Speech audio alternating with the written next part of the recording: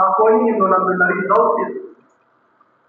Oh, hiyo tuanze. Kwani kwa kiasi gani? Mimi nilikuwa niko chooni. Yeye kaja mwenyewe nimekutana naye hapa chooni. Kwani mimi kaja rafiki yangu bwana. Hivyo bwana bro. Fanya hivyo bwana kaka. Wewe unajua tazama machozi. Kwa hiyo sasa mama yangu ndio anataka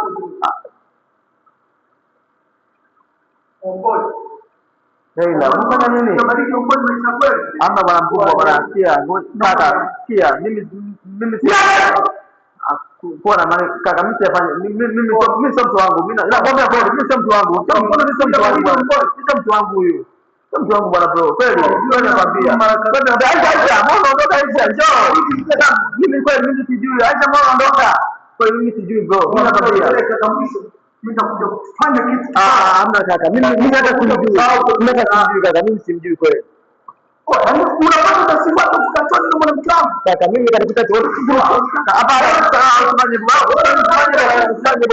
hivyo bwana kaka. Fanya hivyo. Mimi simjui kweli.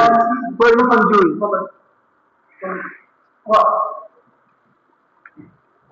Hili mwanangu. Hili ni onyo. Next time nikija kukuta mdogo wetu. Utajua kujua upande wangu wa pili. Nisamehe bro, nisamehe.